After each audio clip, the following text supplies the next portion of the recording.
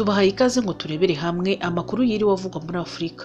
Amakuru yacu reka tuyahere hano iwacu mu Rwanda, aho Minisitiri Gatabazi yahumurije abakeka ko muri Cogama imihanda imwe izajya yirirwa ifunze. Minisitiri Gatabazi yahumurije abakeka ko mu gihe cy'inama ihuza abakuru b'ibihugu na za guverinoma zigize umuryango wa Commonwealth hari imihanda imwe n'imwe izajya yirirwa ifunze umunsi wose. Iyi nama izatangira ku wa mbere tariki ya 20 Kamena isozwe ku ya 26 Kamena 2022. Ni ubwa mbere u Rwanda rwakiriye inama mu myaka isaga 10 ishize rwinjiye muri Commonwealth. Biteganijwe ko abasaga 5,000 aribo bazitabiriye inama izabera mu bice bitandukanye by'umujyi wa Kigali. Mu kiganiro rirashe cyatambutse kuri TV1 mu gitondo cyo kuri wa kabiri, Minisitiri Gatabazi yavuze ko abantu badakwiye kugira impungenge. Yavuze ko hari gukorwa ibishoboka byose ngo ibikenewe kugira ngo inama ibe mu mutuzo bibonekere igihe. Yagize ati "Nibizaba bitararangira mu buryo bw'imihanda cyane cyane bizakomeza na nyuma yaho, kuko imihanda tuzakomeza kuyikora tunayikoresha, ariko icyo tubizeza nuko aho bagomba kunyura hazaba hateguye mu buryo bukwiriye." Mu bazitabiriye inama harimo abakuru b'ibihugu na za guverinoma ndetse n'igikomangoma cy'ubwami bw'Ubwongereza Charles n'umufasha we. Ibyo byumvikanisha ko mu gihe abo bayobozi bakuru bari kujya mu nama bitewe n'aho izabera, hari imihanda imwe n'imwe izajya ifungwa, ari nacyo cyatumye Minisitiri w'Uburezi kuri uyu wa mbere atangaza ko amashuri yo muri Kigali azaba afunze mu gihe cy'inama. Minisitiri Gatabazi yagize ati "Burya iyo ugiye mu kizamini uba ukwiye kuba utekanye. Muri Cogama harimo inama nyinshi. Abanyeshuri bashobora kuba bagiye kujya ku ishuri saa moya, hagomba kunyura nk'abantu runaka, umuhanda ukaba uhagaritswe iminota mike. Icyo gihe ku munyeshuri we iyo minota 15 uba umuhungabanyije mu kizamini agiyemo.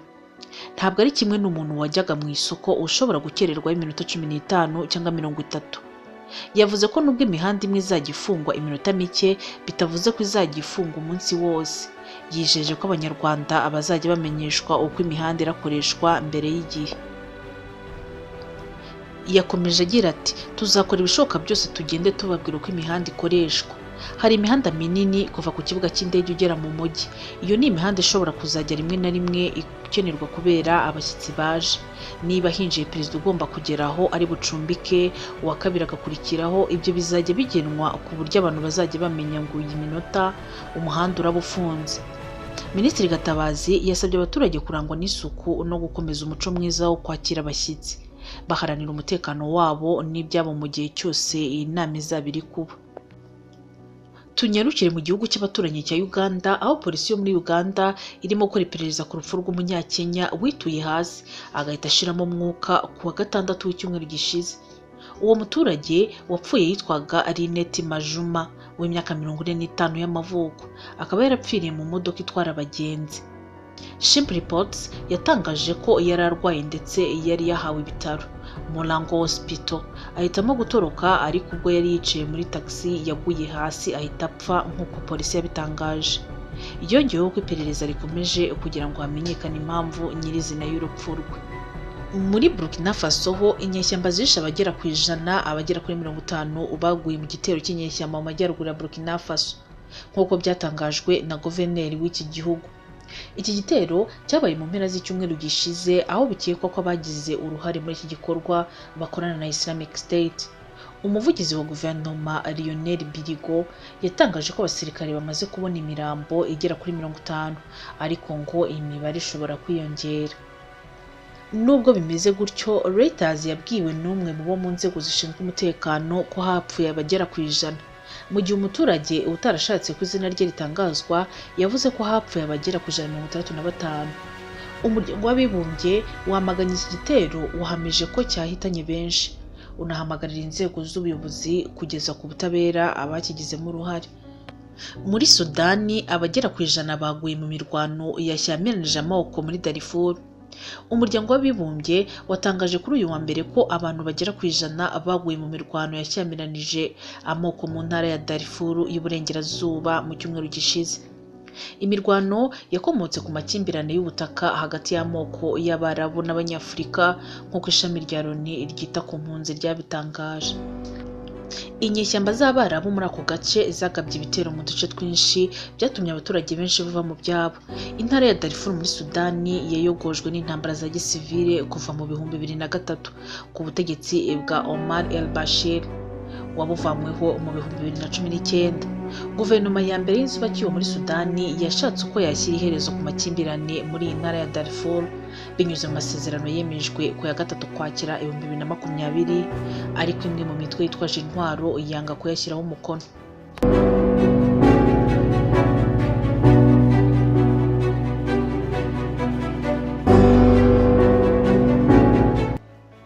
Mu kindi gihugu gituranye cya Kenya, nababwira ko abadepite bamaganye umugambi wo kwimurira abamasayi muri Tanzania. Abamasayi bo muri Kenya binyuze kuri bagenzi babo muri Tanzania mu myigaragambyo yamagana umugambi wo kwirukana abo muri ubu bwoko muri pariki ya Ngorongoro. Bashaka ko iyo gahunda yahagarara cyangwa bakajyana guverinoma ya Tanzania mu nkiko. Umudepite uhagarariye agace ka Narok muri Kenya, Ole Kenta, yamaganye ibikorwa by'ubutegetsi bwa Tanzania. Abahagarariye abamasayi basabye Perezida Uhuru Kenyatta na Raila Odinga gusaba Perezida wa Tanzania Samia Suluhu Hassan guhagarika igikorwa cyo kubimura. Kenta yavuze ko abahagarariye abamasayi bazifatanya na bagenzi babo muri Ngorongoro kandi ko kubirukana ari uguhonyora uburenganzira bwabo. Yagize ati, ntibyizeye kandi ntibyigeze bibaho ko ducibwamo ibice, kandi ntituzigera twemera ko bibaho. Abamasayi tuzahora turi umwe nubwo imipaka yo mu gihe cy'ubukoloni yadutandukanye. Yakomeje avuga ko aba baturage bamaze igihe babungabunga ubutaka bwa Ngorongoro n'inyamaswa zaho, bityo ko batagomba kubihanirwa. Yasabye ko umuryango mpuzamahanga ugira icyo ukora. Tanzania isaba abamasayi basanzwe batunzwe n'ubuhigi n'ubworozi kuva ku butaka bwabo kugira ngo bukoreshwe ku mpamvu z'ubukerarugendo. Abo baturage bo banze kumva ibyo babwirwa na leta, nayo ihitamo gukoresha imbaraga. Mu kwirwanaho, abaturage nabo bakoresheje imyambi n'imiheto ndetse bahitana umupolisi umwe. Muri Kongo ho umujyi wa Bunagana wasigaye wambaye ubusa nyuma y'ihunga rya FARDC n'abaturage. Perezida wa sosiyete sivile muri Rucuru Jean Claude Mbabaze yatangaje ko ingabo za Kongo zavuye mu mujyi wa Bunagana mu kwirinda ko imirwano yatuma abaturage bahatakariza ubuzima. Mbabaze yabwiye Radio Okapi kuri uyu wa mbere ati, ibisasu byari byatangiye kugwa hafi ya Bunagana. FARDC yanze kurwana na M23 kugira ngo bitagira ingaruka ku baturage. Umujyi wa Bunagana uragenzurwa na M23 kuva ku wa mbere nyuma yo kuwufata. Abaturage bo muri uyu mujyi bavuze ko bavuye mu byabo hamwe nabo mu bice bihana imbibi na Bunagana. Yakomeje agira ati, buri wese yahunze, ni umujyi wambaye ubusa, FARDC iri mu bice bituranye na Bunagana. Amakuru yacu reka tuyasoreze muri Ethiopia, aho kera kabaye Abiy Ahmed yemeye imishyikirano n'ingabo za Tigray. Minisitiri w'intebe wa Ethiopia Abiy Ahmed yatangaje ko guverinoma ye igiye kujya mu mishyikirano n'ingabo ziharanira ubwigenge bwa leta ya Tigray. Nk'uko Reuters bivuga, Minisitiri w'intebe Abiy yabimenyesheje abagize inteko ishinga amategeko ya Ethiopia kuri uyu wa 14 Kamena. Umukuru wa guverinoma yasobanuriye abadepite ko yashyizeho itsinda riziga ku buryo ibiganiro bizabamo. Yagize ati, ku bijyanye n'amahoro hashyizweho komite. Imishyikirano isaba akazi kenshi. Komite yashyizweho kandi iziga ku buryo ibiganiro bizakorwa. Abiy Ahmed yavuze ko iyi komite iyobowe na Minisitiri w'intebe wungirije Demeke Mekonnen izamara iminsi iri hagati y'10 na 15 itegura ibiganiro bizaba hagati ya guverinoma n'ingabo. Leta ya Abiy n'ingabo za Tigray ntizicana uwaka guhera mu mpera z'ibihumbi 2020, kuko guhera mu Gushyingo k'uwo mwaka zatangiye kurwana zishinjanya ubushotoranyi. Intambara ikwira mu bice byose by'igihugu nka Amhara na Afar. Iyi ntambara yabaye nk'ihagaze kugera muri Werurwe mu 2022, ubwo Abiy yatangazaga ko ingabo za leta zafashe icyemezo cyo kuba zihagaritse ibitero ku za Tigray, nubwo zakomeje gushinjanya gukandamiza ikiremwa muntu. Ndabashimiye, nakagaruka.